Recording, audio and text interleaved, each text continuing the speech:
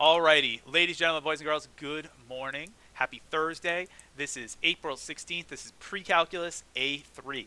Today we are starting a brandy new topic, which is very, very exciting, on trig identities, which is essentially different rules of trigonometry that you can apply to help solve problems and simplify expressions a lot faster and easier, and sometimes just in general, because without using these, certain expressions would be impossible to simplify. Okay, so when we're doing some trig identities, right, it's going to require a lot of algebraic manipulation. First of all, I should probably tell you what an identity is. Okay, so first of all, an identity, okay, in math, you may have heard of the word identity being used for math before, but essentially what an identity is it's something that is always equal. It's something that results in being always equal to something else. For example, I know that sounds like a confusing definition. For example, the multiplicative identity is 1 because 1 times anything is equal to itself. So it's reasonable to say that it's an identity to say that 1 times x is equal to x. That's something called the multiplicative identity. 1 times x should equal x. The additive identity is plus 0. So it makes sense to say that x plus 0 should equal x, right? That makes sense to everybody. That's something that's called the additive identity. So an identity is essentially a rule for how expressions can be simplified. I'm going to say slash rewritten because you can simplify or just rewrite things while still preserving their value.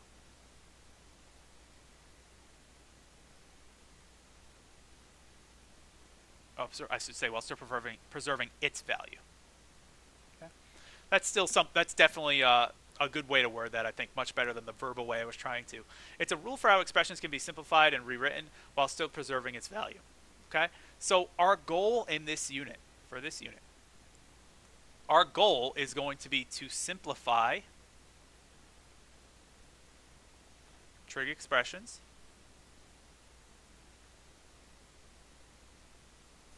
and prove, oh yeah, that big P word, prove that certain identities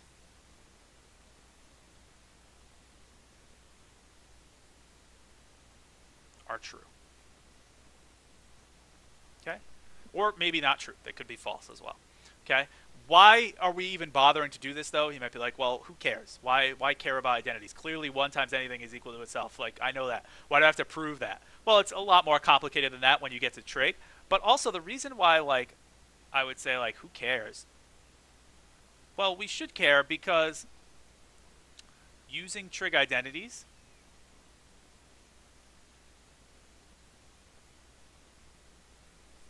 can, number one, simplify complicated expressions. So you could have this expression that looks like a big old mess, and then you could go ahead and simplify it with an identity, and now you're like, ooh, it's a nice pretty thing. It's almost like I can relate it to algebra 2 sometimes, when you have some problems that look really ugly, and then you do something like take a GCF, and you notice, oh, wow, it looks a lot better. Or factor, and you're like, wow, I can deal with that a lot easier. It's the same sort of idea. And or, I could also do, 2, solve equations that would not normally be possible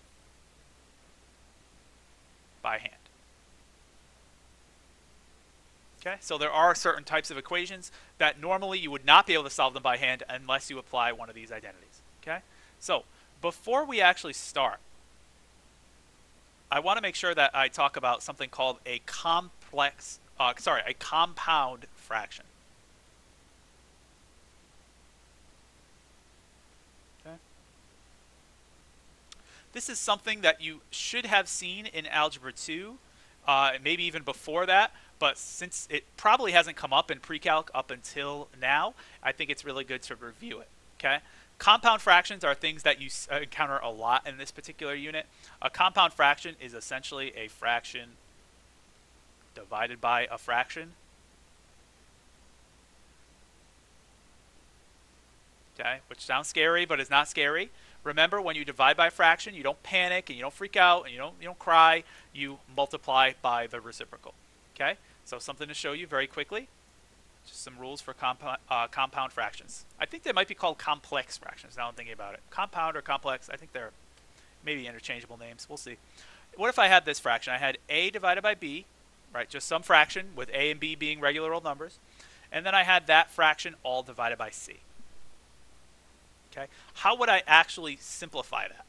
Well, if you notice, I could really just rewrite this. If I'm doing a divided by b and then all divided by c, isn't that the same as a divided by b times 1 over c? Because 1 over c means that you're dividing by c. Whatever you have is then being divided by c. Yes? You could even think of it as it's a divided by b divided by literally a division sign and then c. And then you could say, well, dividing by something is the same as multiplying by the reciprocal. That's times 1 over c. Right? I think I actually like that a little better. So you could say that. I'll actually rewrite that. I like that. I just thought of it. A divided by b divided by c. That's the same as a divided by b times the reciprocal, 1 over c, which simplifies to a divided by b times c. Okay? So in short, when you see a fraction divided by a number, these denominators just combine to get the two multiplied together. Okay? That's something good to know. All right? Another example of what can happen. Suppose that we have the opposite, where we have one single number on the top and a fraction on the bottom. So what if I had a divided by, and then this fraction in the bottom of b divided by c? Okay? Well, again, take a look at how that translates, just like we did up here. That really means we have a divided by b over c. You know that when you divide by something and you multiply by the reciprocal, it's the same thing. So this really just translates to a times the reciprocal, c over b. And if I now multiply those things together, you would put a over 1, and you would say this really comes out to be a times c over b. Okay? So in short, what happens when you have a single number divided by a fraction, since you multiply by the reciprocal, this denominator kind of jumps up to join up with that numerator of a. All right? Hopefully that makes sense to everybody. If you have a question, please feel free to interrupt. The last thing that can happen with these compound or complex fractions is that you can have one fraction entirely divided by another fraction. So if I had like a fraction of 1/2 divided by a fraction of, I don't know, 1/3 or something like that, right? Well, again, it's the same idea of saying, well, when I divide by a fraction, I multiply by the reciprocal, right? This is really a divided by b divided by c divided by d. It's the same as multiplying by the reciprocal, so I can say this is a over b times d over c. And so this expression simplifies down to a d over b c, whatever those things happen to be. Okay, whatever those things happen to be. So notice what really happens is that these two numbers, it's kind of funny the way it works. These two things that are adjacent to each other kind of group up, and these two things that are apart from each other kind of group up. Okay, kind of cool. Let me show you some examples just with real numbers. Okay, so with real numbers now, I'll just show you that if I had, for example, 2/3 divided by 5, right? An example of our first case up here. What that would become is, again, we would just multiply by the reciprocal. It would be 2/3 times 1 over 5, which comes out to be 2 over 15. Does everybody see how that works out with our first example? It would really be the same as 2/3 divided by 5, which is 2/3 times 1/5, which is 2 over 15. Okay, let's do an example of our second case here. What if I had something like, let's just switch them around, 5 divided by 2/3? Well, same thing here. I have 5 divided by 2/3, which is the same as 5 times 3 over 2. Remember, this is 5 over 1, so I'm going to do 15 over 2. Okay, and that's how you would simplify something like that. All right. Using our third rule very quickly, what if I had, for example, 5/7 divided by 3/4? What if I had that? Well, again, applying our third rule here, we just multiply by the reciprocal. It really comes out to be 5/7 times 4/3, which comes out to be 20/21. Any questions on those rules for compound or complex fractions? Feeling good, I hope, so far? Okay, I know it's like a little bit of an aside, but I think it's important to take about that like 5 minutes to talk about that, because that's something that comes up when we deal with identities a lot. So it's important to understand how to deal with fractions divided by each other. All right, let's move on to actually talking about some identities. Okay, here we go.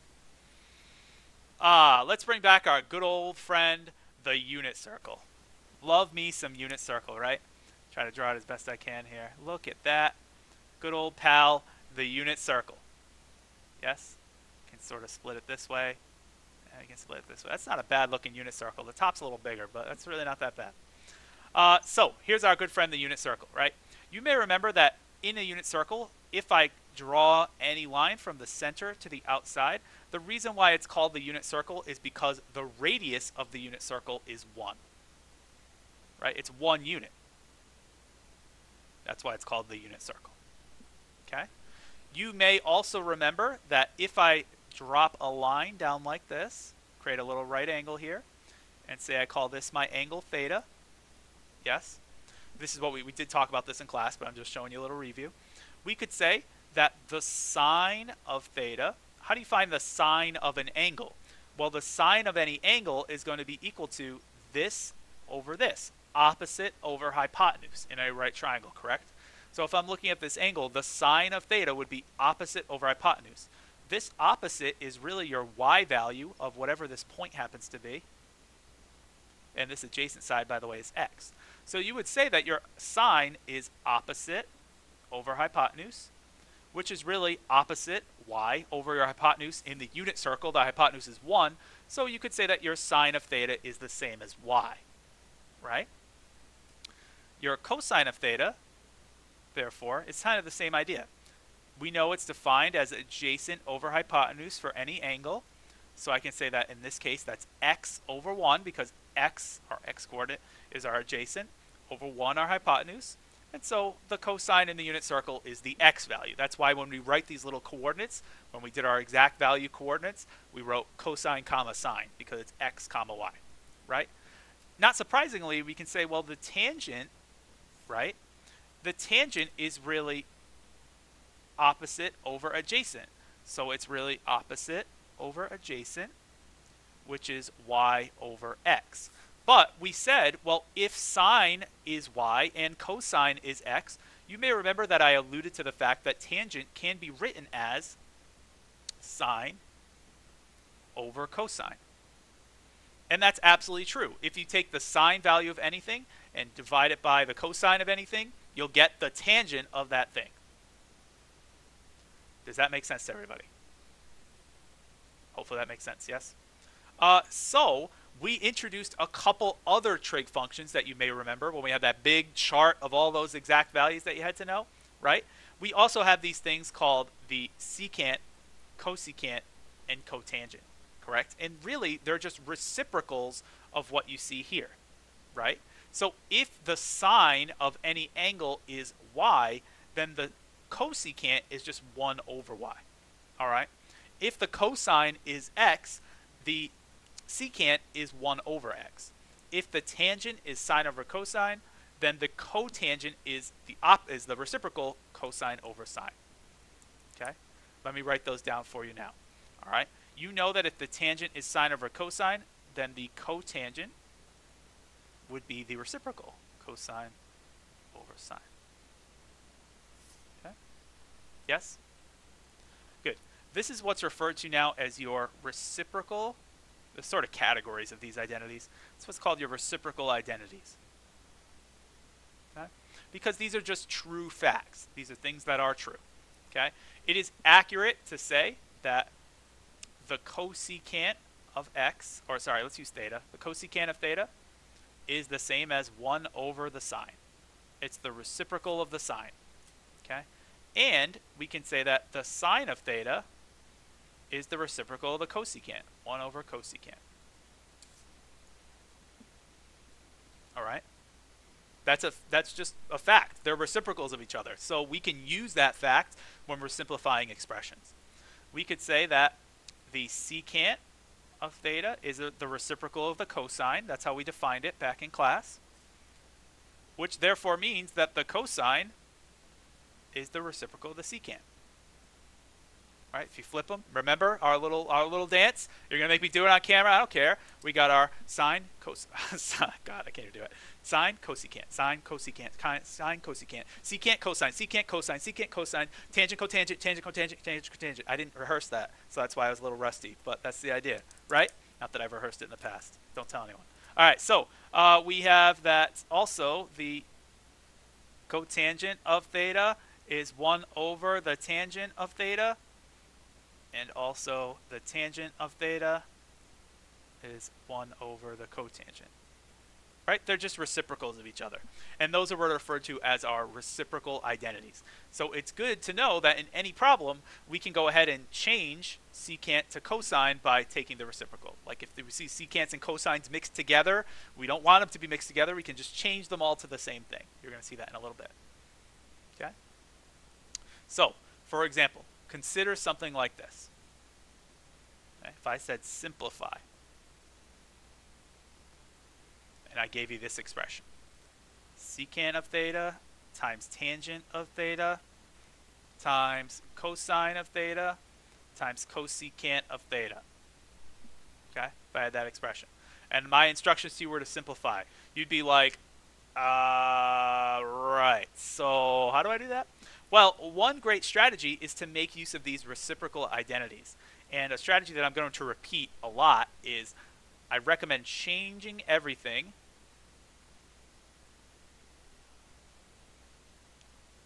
to sine and cosine. Instead of working with 6 things, here we have 1, 2, 3, 4, 5, 6 things, why don't we just work with 2 things? Because we can get everything in terms of sine and cosine by these identities up here and these over here. Okay? By the way, these identities are often called the quotient identities. And actually write that. Okay? Oops, went off the page a little bit there. Okay? So if I have an expression like this, notice what I can do. Well, I can say secant is 1 over cosine. Right? We know that from up here. I could say my tangent, well, tangent is sine over cosine. Cosine is kind of just by itself, right? I can write that as cosine over 1, which is kind of cool. And then cosecant, that's 1 over sine. And look at all the stuff that happens. We got sine divided by sine goes away, cosine divided by cosine goes away, and so I'm really just left with 1 over cosine, which according to my identity, I can change 1 over cosine, there it is, to secant. And look at that, we simplified that big ugly expression down to just regular old secant. Does that make sense how we did that? Hopefully? Okay, excellent. All right. The last thing that I want to show you today is something, the other category of identities is something that's called Pythagorean identities, because they do tie directly into our good old friend, the Pythagorean theorem. So let me get a brand new piece of paper, and let's talk about some Pythagorean identities. So those are the reciprocal identities and the quotient identities. I think they make a lot of sense because we talked about these things being reciprocals of each other already in the past. Okay? We also have our good old friend, the Pythagorean identities. Maybe the most important category. I don't know if I can say that for sure, but they are super important. Okay? And the Pythagorean theorem identities, the Pythagorean identities are derived from our friend, the Pythagorean theorem. So these identities are derived from applying the Pythagorean theorem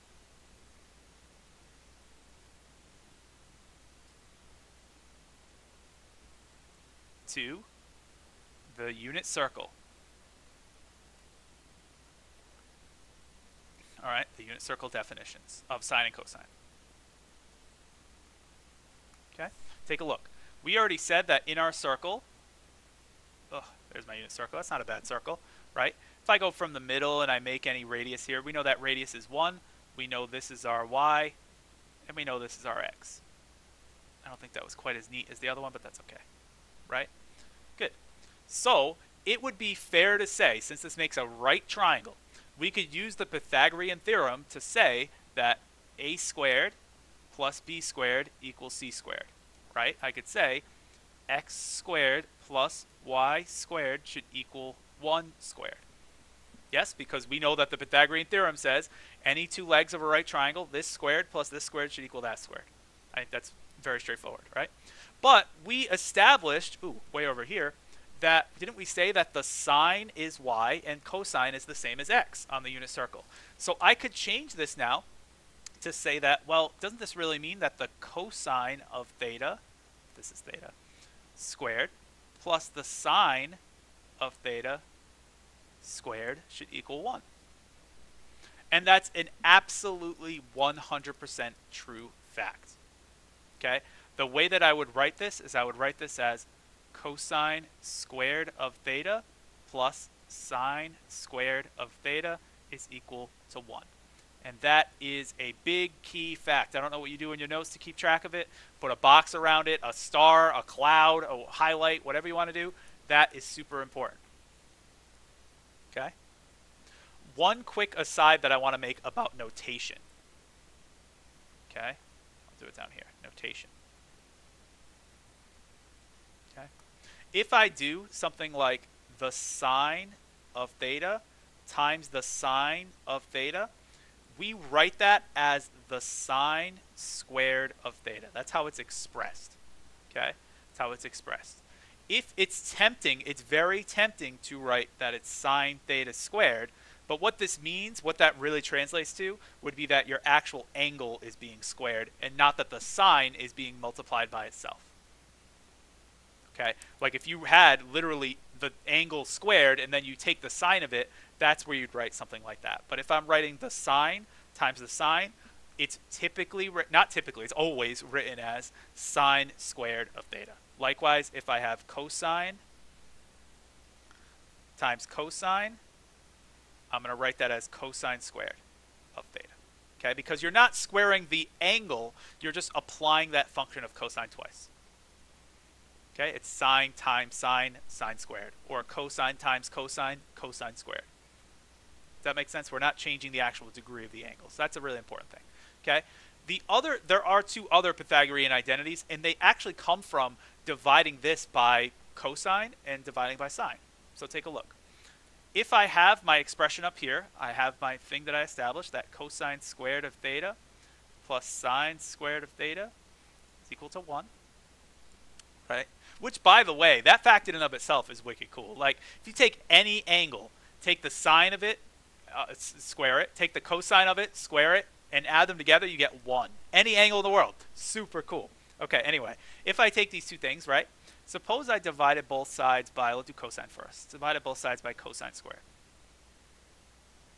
Right, divided every term by cosine squared. Here, cosine squared divided by cosine squared would be 1. Sine squared over cosine squared, well, let's see what that gives us. So this would come out to be 1 plus sine squared over cosine squared would be equal to 1 over cosine squared.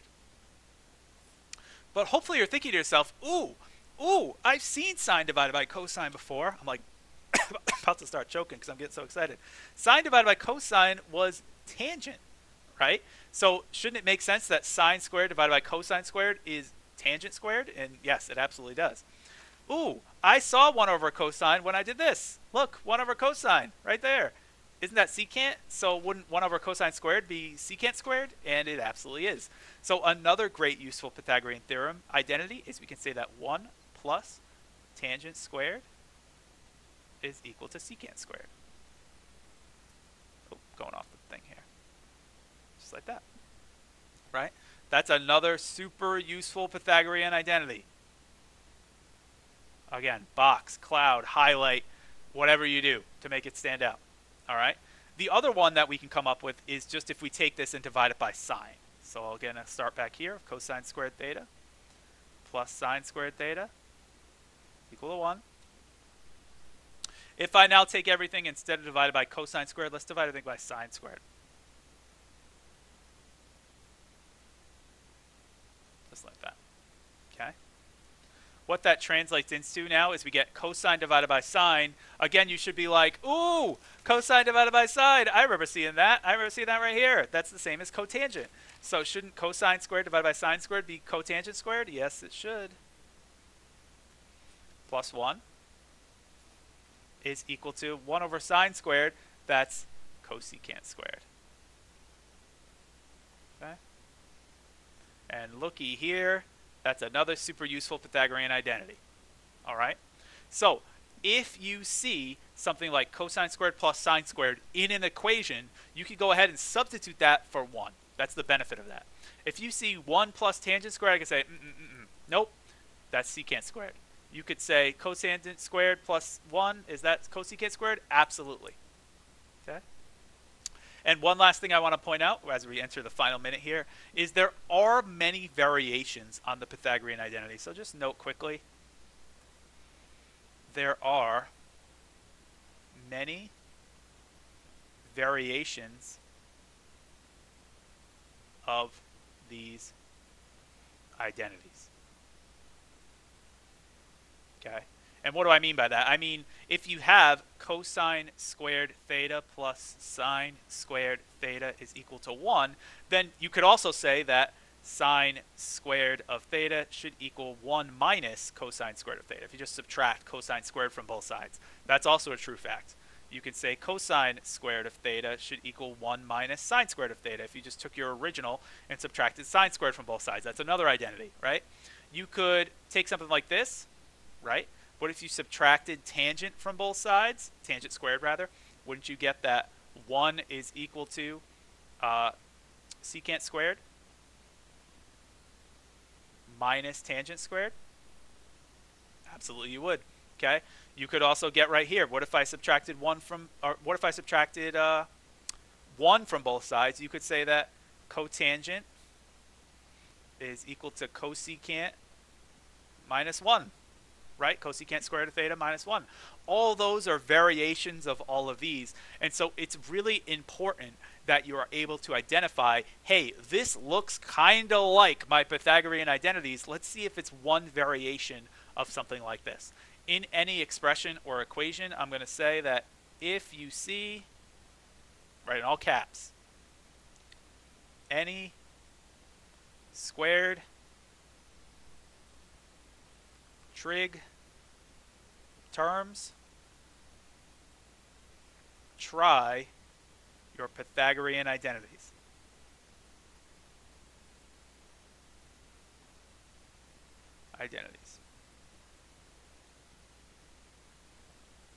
Okay, super, super, super useful to be able to do that. All right? I know that was a lot of information, but I really appreciate your attention and focus as I delivered that information to you today. What I am going to give you is I'm going to give you some practice problems to do for next class. Okay? The practice problems will be posted on Classroom. I'll probably post them tomorrow because you have until Tuesday to get them done, so I think that's plenty of time. It'll be a couple expressions that I'm going to ask you to see if you can simplify them by making use of your quotient identities, your reciprocal identities, and lastly, your Pythagorean identities. Okay? Again, what's the purpose of this? The purpose of this is these are just all useful facts that you can now use to simplify your equations. Okay? Whew, that takes us to the end. Again, this lesson will be recorded, so you can always watch it back if you want a little refresher or you just want to see my ridiculous dance again. Thank you so much for your attention and focus today. I will see you on Tuesday. Have a great weekend. Study hard. Good luck. Get all your work done. If you have any questions, please feel free to come during my office hours or just message me and let me know. All right? I'll see you guys then. Have a great day. Have a nice weekend. See ya. Have a nice weekend.